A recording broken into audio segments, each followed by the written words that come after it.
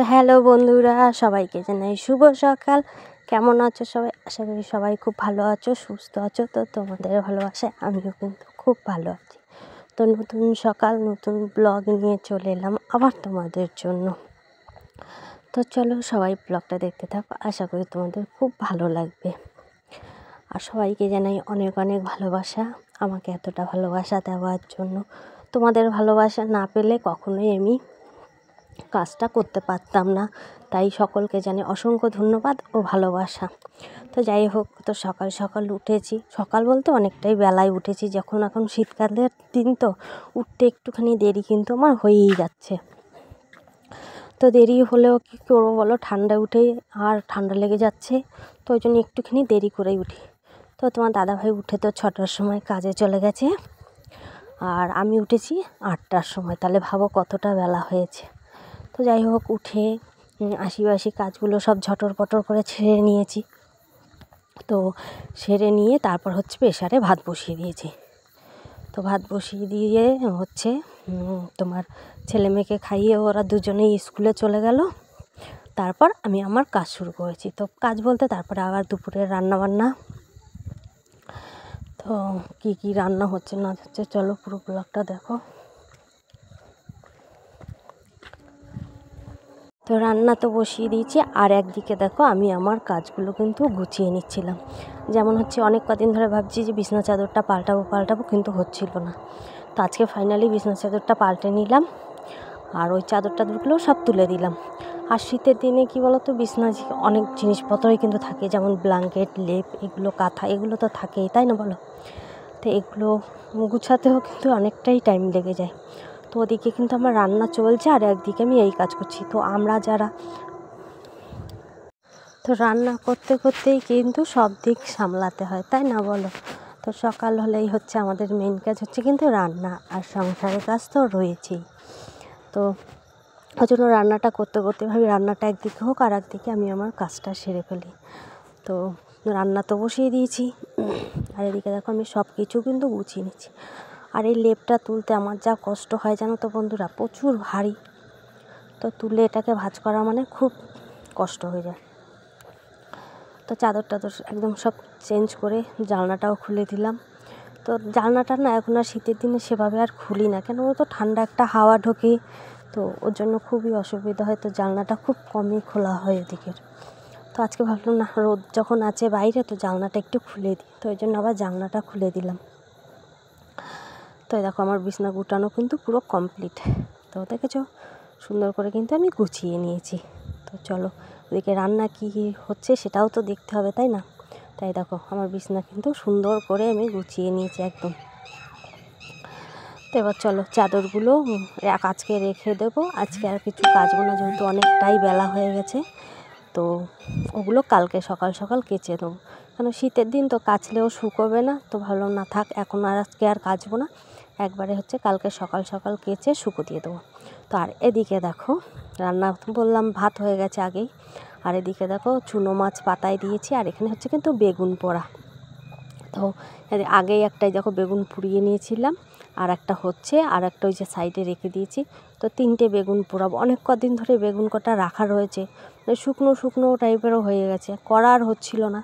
তো ভাবলাম না, আজকে শুধু বেগুন পোড়া আর হচ্ছে চুনো মাছ পাতায়। তো চুনো মাছটাও পেঁয়াজ দিয়ে টমেটো দিয়ে পাতায় দিয়ে দিলাম, আর হচ্ছে বেগুন পোড়া। তো এই হচ্ছে আজকে দুপুর, সরি, আলু ভাতে দিয়ে দিচ্ছি, নতুন আলু ভাতে দিয়ে দিচ্ছি। তো এখন তো নতুন আলু ভাতে খেতে দারুণ লাগে।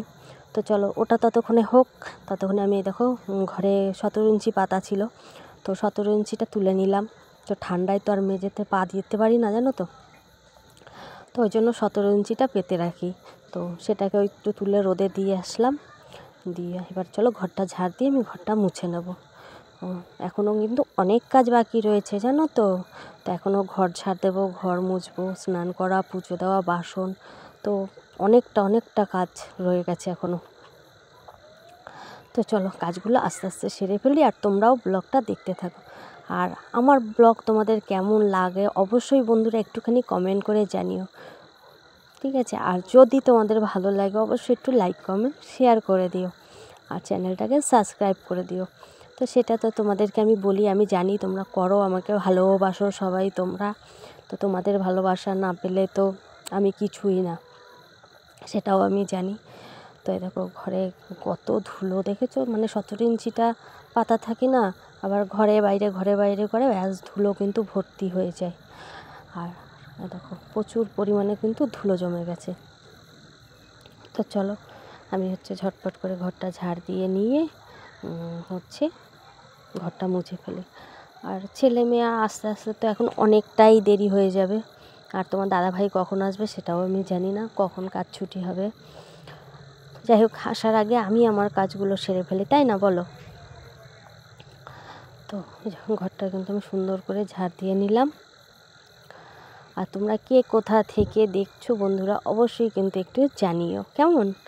তো চলো, আমার কিন্তু ঘর ঝাড় দেওয়া প্রায় হয়ে গেছে। আর কটা ভিজে জামা কাপড়ও ছিল, সেগুলো একটু টুকটাক করে রোদে দিয়ে নিলাম।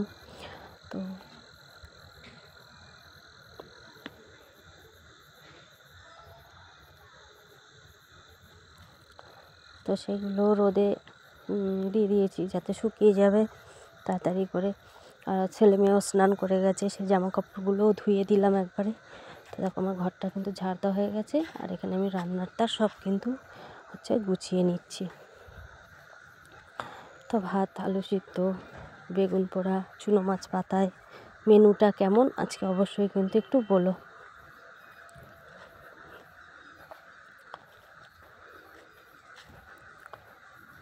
তো দেখো আমি খাবার দাবারগুলো সব কিন্তু গুছিয়ে রেখে দিচ্ছি।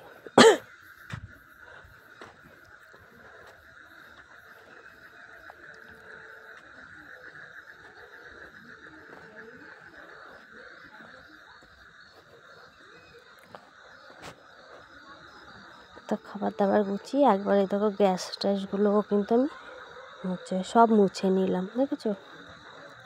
তা একবারে সব কাজ সেরে ফেললাম। এবার চলো বাসনগুলো কলপারে রেখে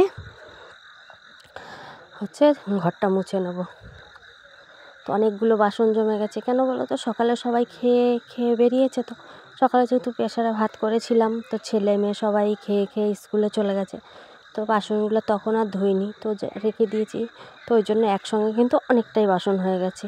তো একবারে বাসনগুলো সব মেজে স্নান করে নেবো, তাহলেই হয়ে যাবে, তাই না বলো? আর এই ঠান্ডায় না বারবার কিন্তু জল ঘাঁটতে একদমই ইচ্ছা করে না। এই একটা প্রবলেম, ঠান্ডার মধ্যে বেশি জল ঘাঁটতে কিন্তু ভালো লাগে না, তাই না বলো? আর আমার তো ঠান্ডার সমস্যা রয়েছেই, তো ওই জন্য আর বারবার আমি জল ঘাঁটতে চাই না। যা করবো একবারেই করব। তো হুটহাট করে দেখছি ঠান্ডা লেগে যাচ্ছে এখন ওয়েদারের জন্য আমার। যাই হোক, ঠান্ডা লাগলে আর কি করা যাবে, তাই না বলো? তো চলো বাসনগুলো তো কলপারে রেখে দিয়েছি। চলো এখানে রান্নার জায়গাটাও ঝাড় দিয়ে নিয়ে তারপরে ঘরটা মুছে ফেলবো। তো চলো। আর বাইরের রোদটাও কিন্তু আজকে খুব সুন্দর রোদ দিয়েছে, জানো তো? দেখো ঘরের মধ্যে ঢুকে যাচ্ছে রোদটা, বেশ ভালো লাগে। শীতের দিনে এরকম একটু রোদ হলে খুব ভালো লাগে, তাই না? কিন্তু গরমের দিনে যা রোদ দেয় সেই রোদ গরম লেগে যায়, আর শীতের দিনে একটু ঠিক মতো রোদ পাওয়া যায় না, এই ব্যাপার। তো দেখো আমি ঘরটাও কিন্তু মুছে নিচ্ছি। তো ঘরের মধ্যে ঢুকলে মনে হয় কি এত ঠান্ডা লাগে, তো মনে হয় বাইরেই গিয়ে রোদে বসে থাকি। কিন্তু রোদে গিয়ে বাইরে বসে থাকলে হবে বলো? হবে না তো, তাহলে কাজগুলো কি করে হবে? তো এই দেখো আমি ঘরটার মুছে আবার চলে এলাম কিন্তু রান্নার। কিন্তু আমার বেগুন পোড়া দুটো কিন্তু বসানোই ছিল, যে গ্যাস কমিয়ে বসিয়ে রেখেছিলাম। তো এ দুটো হয়ে গেছে। তো চলো এ দুটো এবার নামিয়ে রেখে বাসনগুলো ধুতে যাব। তো বেগুন পোড়া দুটো নামিয়ে রেখে এলাম। গ্যাসটা তো সবই আমার মোছা হয়ে গেছে। তো এই দেখো বাসনগুলো চলো মেজে নিই ঝটপট করে। দেখো কতগুলো বাসন জমে গেছে আমার, দেখেছো? তো সকালে চায়ের বাসন, জল খাবারের বাসন, রান্নার বাসন সব কিন্তু একবারে নিয়ে আমি বসে পড়েছি, দেখেছো? তার বলে বলো তোমরা কতগুলো বাসন হয়ে গেছে। তো চলো ঝটপট করে বাসনগুলো মেজে নিই। আর বাইরেরটা খুব সুন্দর, তাই না বলো? বাইরেটা ভাল লাগছে, রোদ।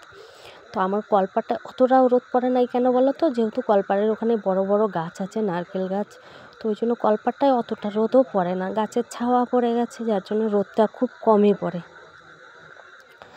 তো আর একটা কাজ যেটা আমার রয়ে গেছে, আজকে আমি সকালবেলা ফুল তুলিনি। আজকে না, অন্য বেশিরভাগ দিনই তুলি না। কেন বলো তো?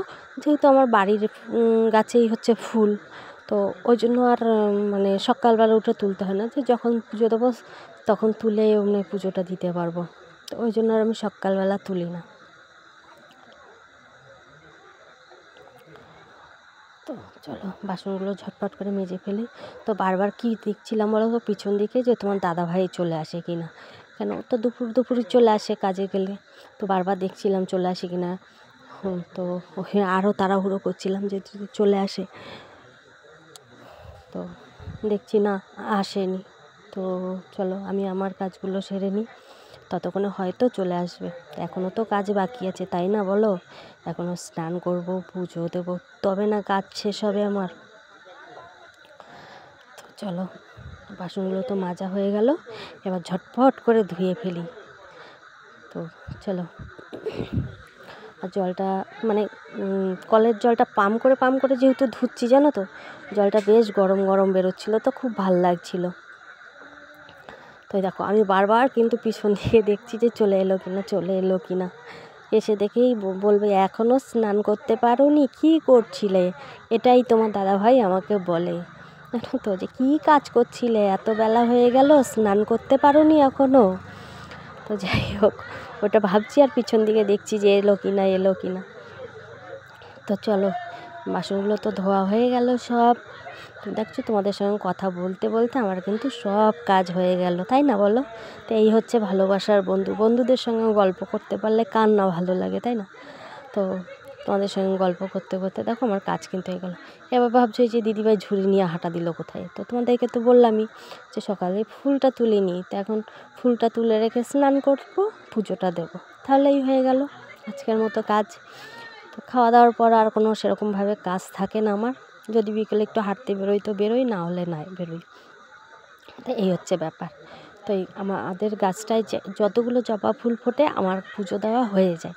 তো ওই জন্য আর সকালবেলা তুলতে যাই না, যে না, পুজো দেওয়ার আগেই ফুলটা তুলে নেবো, নিয়ে দেন হচ্ছে পুজোটা দিয়ে নেবো। তো চলো আজকের মতো ব্লগটা এতটুকুনি। সবাই খুব ভালো থেকো, সুস্থ থেকো, টাটা।